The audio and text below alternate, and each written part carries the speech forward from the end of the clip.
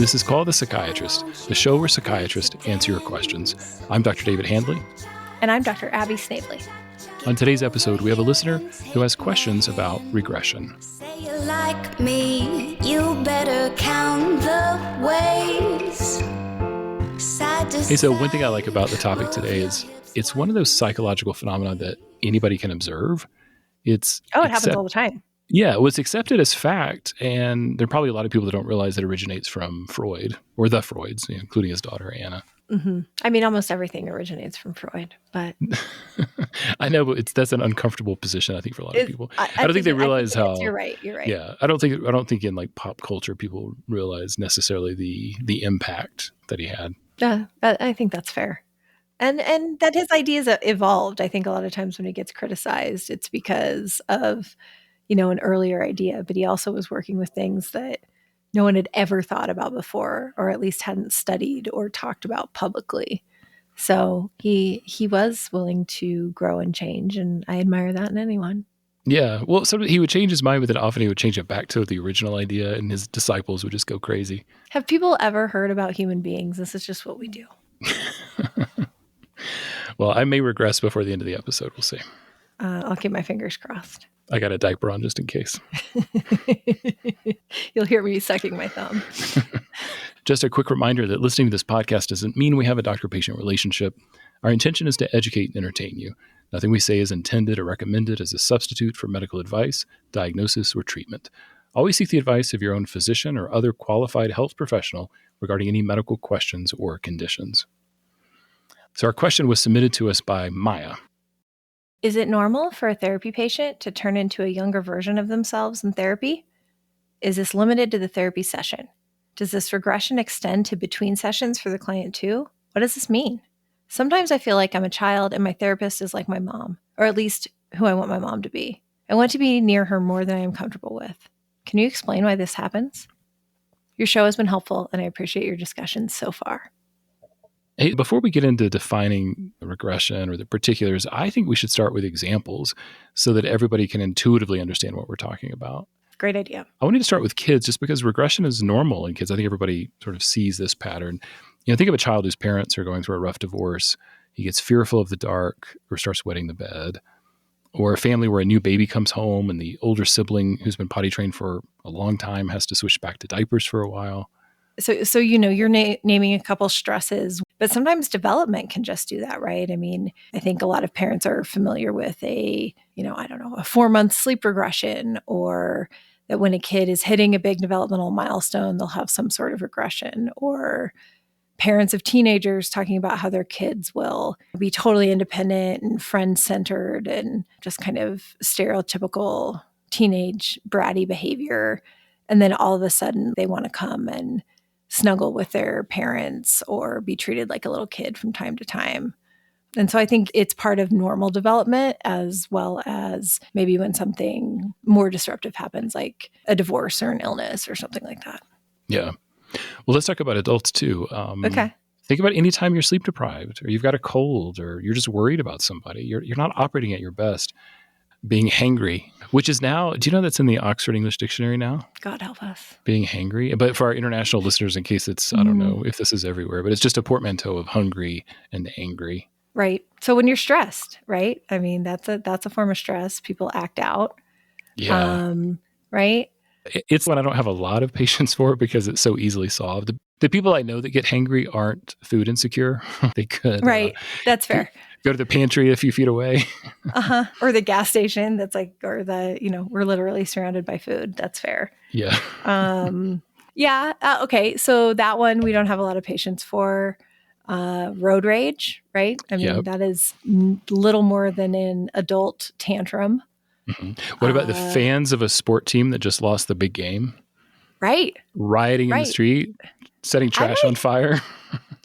Or I don't know, would you count it even if someone is leaping and weeping jubilantly because their team won? You didn't have anything to do with that, right? Like these really outsized emotions in regard to that. Or though I don't know, we'll come back to that. I think of regression as usually tied to a sense of helplessness.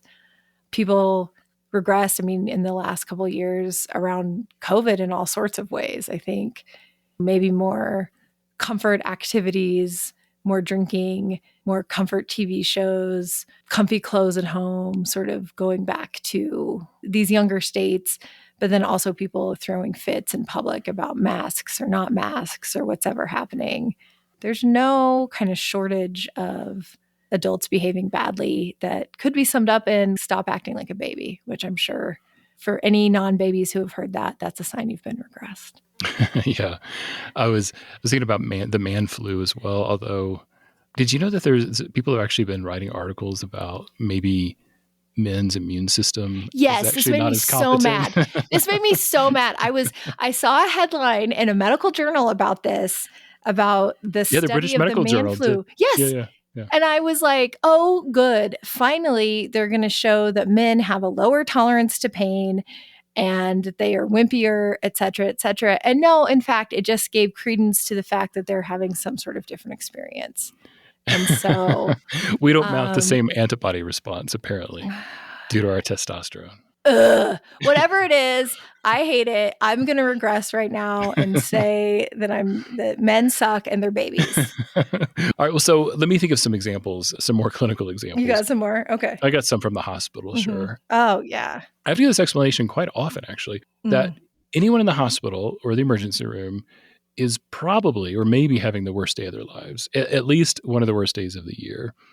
And when you're sickened in the hospital, you've lost autonomy, you're faced with incredible uncertainty, you're suddenly dependent, and when a system gets stressed, it may regress.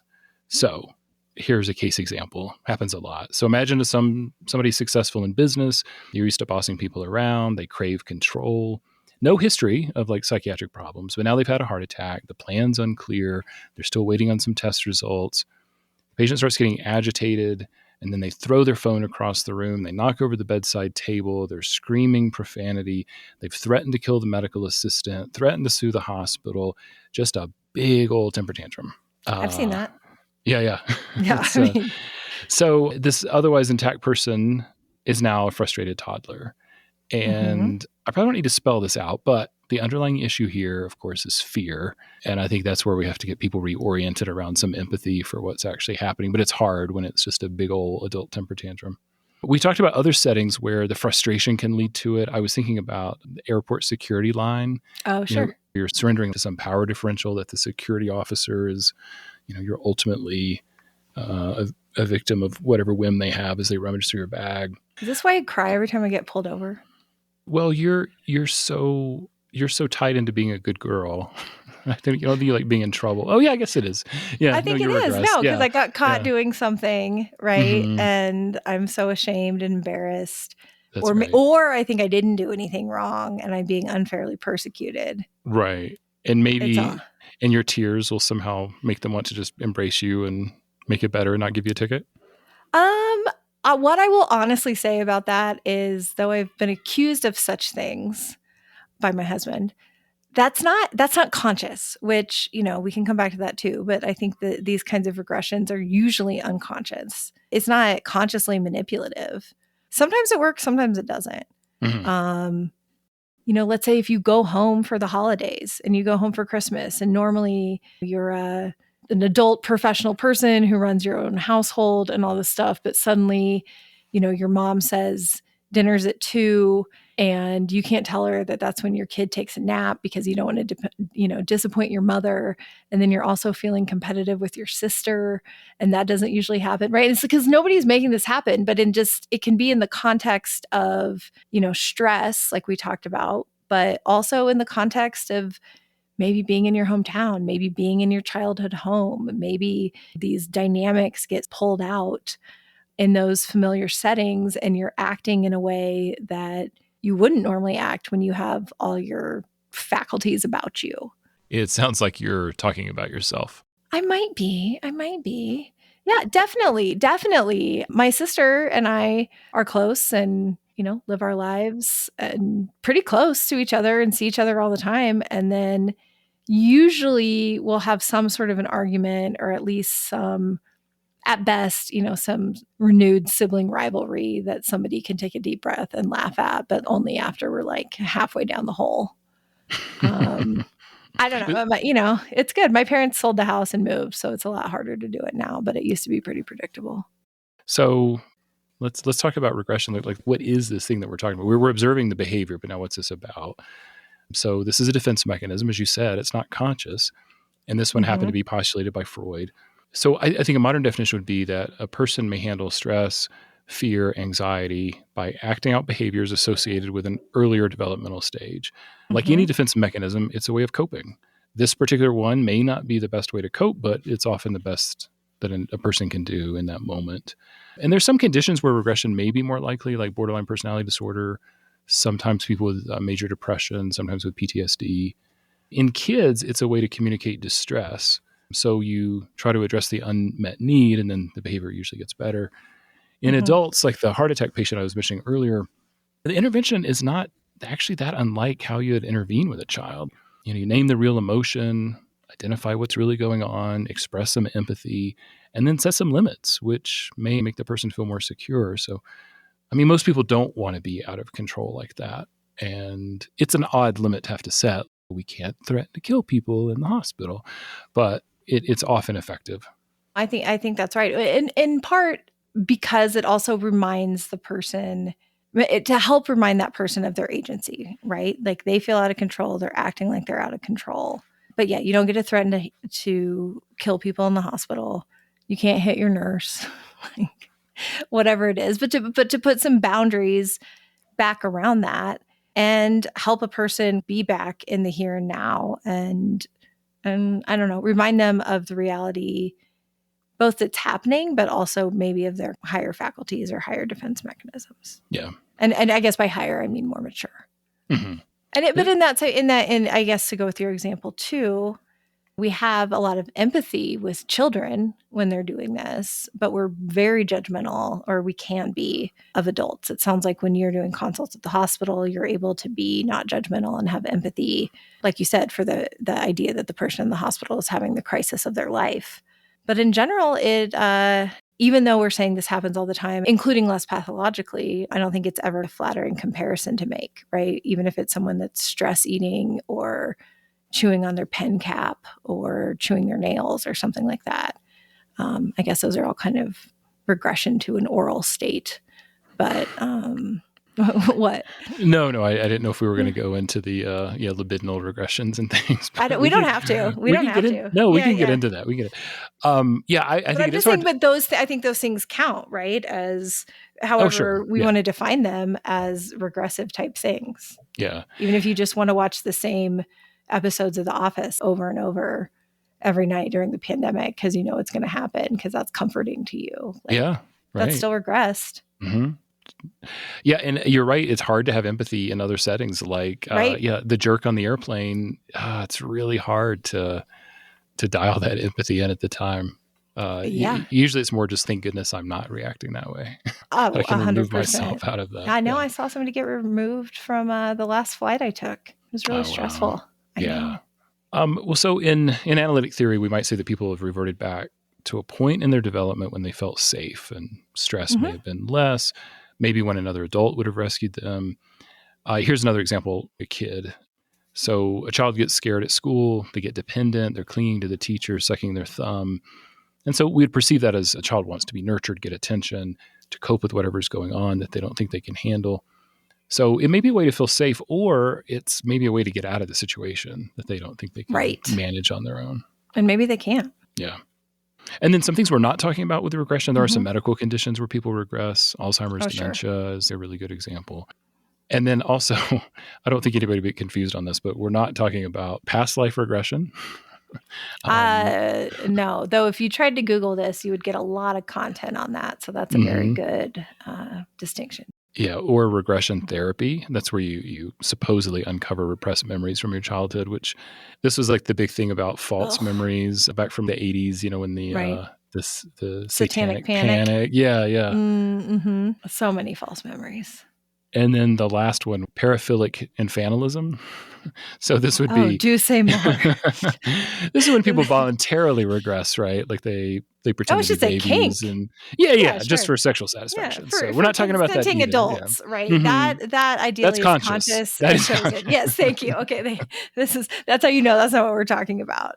If you black out and wake up in a diaper, maybe that's something different, but that's not what we're talking about. Speaking of, why did you have a diaper to put on at the beginning of the episode? Yeah, just laziness, really. Laziness. Got it. Mhm. This is normally the time I would get into some history, but I don't think we should spend too much time on this because I'm interested in this stuff and I find it a Mhm. little bit boring. And so I can only imagine how it would play for like a general audience. So For non-history enthusiasts. it's tedious. That's all I mean. Fair So, enough. so Freud introduced the idea of regression and the interpretation of dreams, which I'm sure a lot of people have heard of or read. That's in 1900. He argued at that time that it probably plays a part in dream formation and the formation of neurotic symptoms and perversions. And he proposed 3 types of regression, which are interrelated. If we were to keep following his train of thought and his publications, we would have to get into libidinal regression and understanding the psychosexual development. And then the 3 types of regression, which his opinion changed about several times.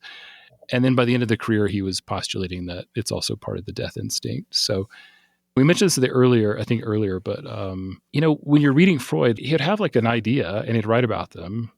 And then his opinion changed. He'd write something new, and then you go back and write about it again. And it was an iterative process, and so it's hard to encapsulate some of the ideas, I think, very succinctly. Fair enough. Jung talked about it more in the service of getting at something necessary. Maybe it feels like a little bit more empathic approach. And then the other idea that I like that comes from Ernst Christ, which is about regression in the service of the ego. And that is another way of thinking about it that can talk about getting to an earlier state, a less defended state to access creativity. And that part of his idea is that in artists and people making these creative expressions of their inner lives, that they're able to regress to make these works that speak to people at maybe a less organized or a pre-verbal level or something like that. If you've ever been looking at a painting or a piece of art and feeling moved in a certain way, I think that is some part of that connection that he's talking about. Yeah, right. I mean, it's definitely an idea that has persisted since Freud through a lot of famous analysts. Winnicott thought regression was essential for healing. Lacan famously talked about no analysis could be complete without regression to the anal stage. Sure. I mean, Yeah. And I mean, and we could talk about oral stage regression, anal stage regression, phallic stage regression is self-explanatory. I think it has something to do with the man flu. But the no, I mean, that joke didn't really make sense. It doesn't. It was just a dig on the men because that's where I'm at right now. I've regressed to my sophomore in college kind of state. But yeah, I think that's fine to keep it moving. Okay. So yeah, let's talk about Maya and individual treatment then. Please. So Maya feels like she's regressing. And so let's talk about that. So from the description, it sounds like some of it's about the transference, which is common. She's becoming more dependent on the therapist. Mm-hmm. And then we covered a lot of this transference stuff back in the episode on the erotic transference, I think episode 5 or something. Mm-hmm. Check it out, folks. And, making your therapist a parent, that's really common. I know, especially as I get older, I said more weathered. I tend to be more the dad in the room these days. Are you're not nobody's grandpa yet? Not yet. Okay. That's soon. Just check it. Again, every time I look in the Zoom, I'm pretty sure it's around the corner. The abuela transference. So in Maya's case, her system's being challenged by whatever's going on in the treatment. Mm-hmm. So in other words, her ego is under attack, right? She's in distress. She's stressed. Yeah, it's in distress because you're dismantling all this stuff that I think to be true. She wants to know that she's going to be cared for by somebody who's going to give her some unconditional regard. She needs to be cared for. And her therapist, if her therapist serves as a mother, is the ultimate caregiver, this endless source of comfort, and that she's going to be okay, that she's going to be able to get through the treatment. Okay. Yeah. So I'm with you. I think that's one way for it to go, right? But it's possible that Maya had a not good mother, right? An abusive childhood or a traumatic childhood. she could be coming to her therapist, like you're talking about with these unmet needs, that she is decided that, she's going to find a good enough mother out in the world, even though she didn't have one, and have those expectations.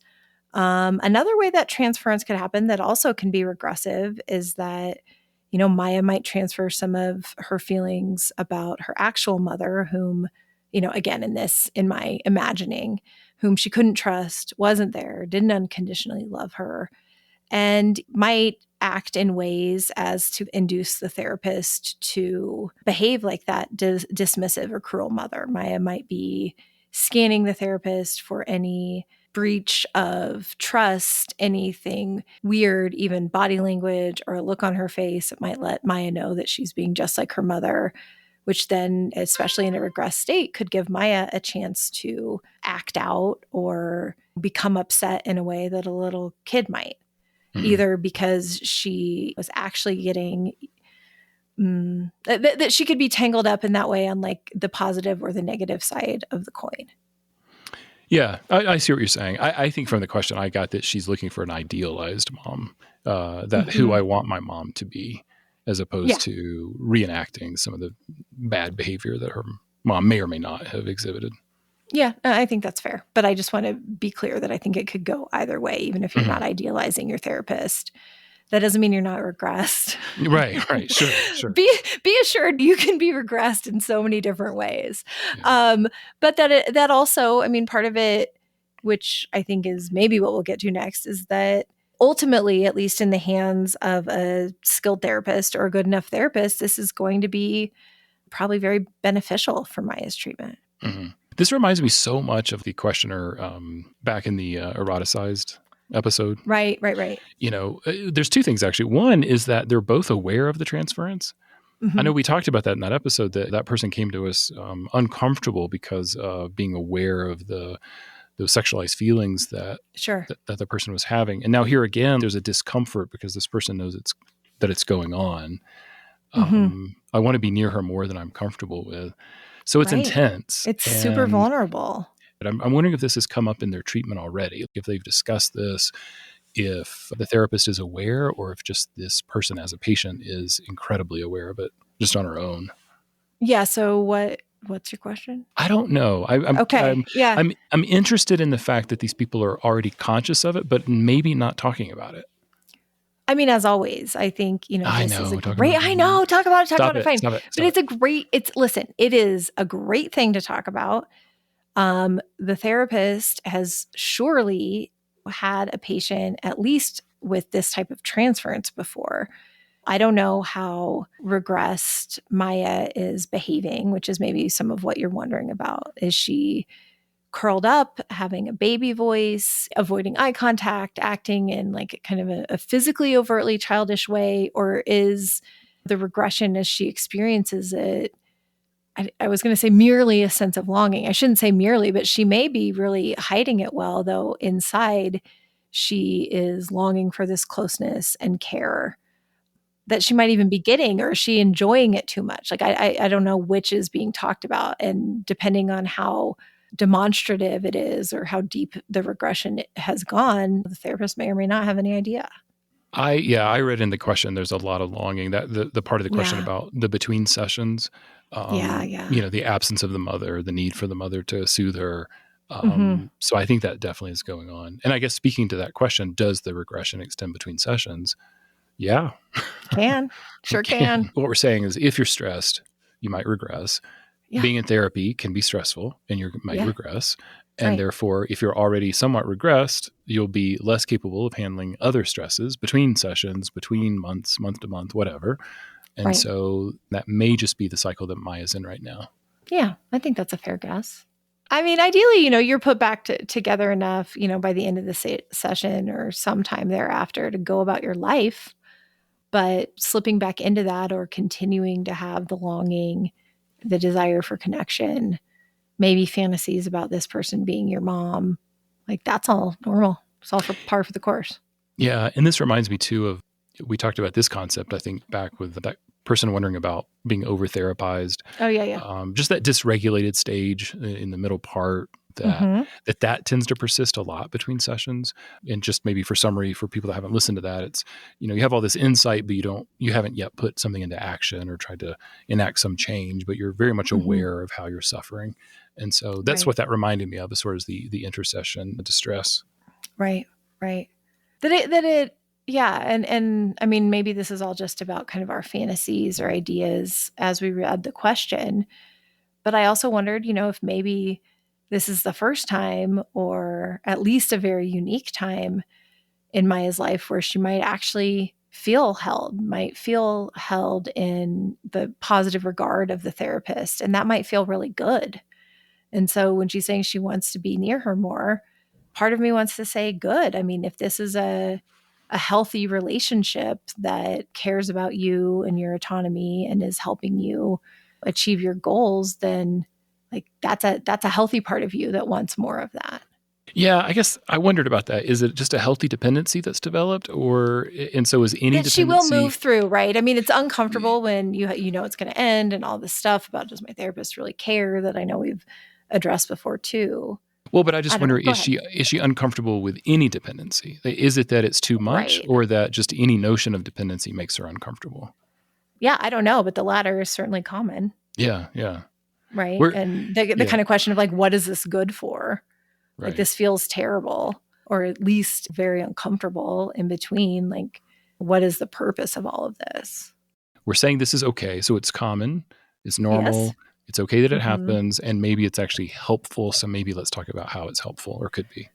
Yeah. So I think, in the context of maybe a troubled upbringing or a traumatic childhood, this might be a place to go to for either a unique or restorative experience of someone taking care of you. I mean, to be clear, someone doesn't have to be older than you for you to have a parental transference to them. It can cross genders and generations, but in general, the therapist is an authority figure. And so coming to an authority figure as a way, it's not, I mean, I think we have to be careful about the idea of reparenting, but having a person that can be there for you and help you through things, maybe in a way your parent couldn't. But even with, a more loving background, I think that idea that there's something kind of necessary to the therapy and good about going to a regress state. Because if the therapist is doing their job or is competent enough and open, then the person is in a vulnerable state. But with that can come an actual feeling of innocence or helplessness. I know we talk about the defense against that, but a kid who is helpless but knows that their parent will care for them is actually, that's a really comforting feeling. And ultimately, I think it can create in the therapy, or at least in the therapeutic relationship, a sense of security, protection, love, a mutual trust. And I think those are all pretty important ingredients to the therapy or healing process. I mean, sometimes maybe you get there and that's how you know you're done, but you can also get there along the way. We can offer the corrective emotional experience, if you will, but we aren't people's parents. And I think it can be restorative. And again, I think a lot of repair can be done, but we are still never going to take the place of someone's parents, even if those parents were absent, maybe especially if they were absent or neglectful, because I think that also contributes to a fantasy that it's all going to go away, or that you can sort of erase someone's past with something better. I mean, I still sometimes think that my therapist is the best parent I ever had, but that's with like full knowledge that it's also a pseudo parent. Mm-hmm. Do you ever find yourself stepping into I mean, getting caught Oh, up for sure. in, yeah, like I become like a papa bear sometimes, and I acknowledge Oh, it. I'm like, yeah. oh, I'm being overly protective because this is part of our relationship. Right. It's like, I hope you forgive me, but I am compelled to, or I'm feeling compelled to say this thing right now. Yeah, And I sometimes, catch it. I mean, I hope to. Yeah. I hope to, or sometimes, and I don't know. I mean, well, you had a supervisor, I did, who would say, we're not supposed to be directive, but if somebody is running towards a cliff, it's not wrong to yell stop. Like, there are things you can do that are protective. I mean, also knowing that it doesn't really make a difference. If I tell somebody, yeah, you should probably stop drinking and driving, that doesn't mean they're going to do it. Yeah, right. Sure. Though I maybe could be the first person who's ever cared enough to say that. Mm-hmm. I mean, there's different things, but yeah, all the time. And you're right. I guess as I get older and more of my patients are younger than me, I think it comes up more, and probably as I've had my own children. Yeah. Yeah. I feel like I preface it somehow. It makes it better if I say, I can't really tell you what to do here, but if I could, in my overly right. protective way, because you've identified me as your father, I want you to not do this. So, right. And if that helps, okay. And if not, I guess I'll go back to being your therapist and we'll explore why we both know stopping smoking is good for you and why you won't do it. Right. Well, I can't fully identify with Maya. I didn't get the opportunity to have this mother transference. So during my supervision, you're recommended to have your therapist. I went shopping for my therapist, and the woman that I had fallen in love with when she came to give a lecture, fallen in love with as my mother. Like she's fancy older lady doctor. I was just, that's the one for me. And I knew immediately that I was going to turn her into a mother figure. I probably overwhelmed her though. Like, this is why she didn't take me. She thought I'd want to be rocked or something. Or maybe because, maybe you did. Maybe because she was your teacher too. But that was her excuse. That's the excuse she gave me, that because she's teaching all this seminar, that it would be inappropriate. I later agreed with her. Okay, if I was a therapist, I would ask you if you had ever thought about talking to somebody about your longing, your feelings, that your sense of longing is overwhelming, and your counterphobic fears of dependency. But since I'm not, you're just gonna have to figure that one out on your own. I decided just to free associate on a podcast about it. I think that's better. I think that's the new way. I think I'm gonna work some stuff out, guys, if that's all right. They probably would love it. They probably do love it. Tell us if you love it. I think we've gone afield of what we've read a lot into her question. Let me just make sure we've hit all the questions. Well, she says exactly, why does it happen? I think we did. I don't know if we were exact, but we threw out a lot of theories. Maybe one fits for you. Thank you again, Maya, for taking the time to send in a question. And we thank everybody for listening. Please send in your questions by email or an audio message on our website, callthepsychiatrist.com. We'd love to see you on Instagram and Facebook. That's also at Call the Psychiatrist. And if you've gotten any benefit from the show, we'd really appreciate it if you'd write a review wherever you listen to the show. All right, take care. Bye. Are you phoning it in, dude? No, we'll figure it out. Do you have the man flu? Are you sick? Do you need me to bring you some soup and a teddy bear so you can do better next time? We know, yeah, my kids have a mean mother. Anyway.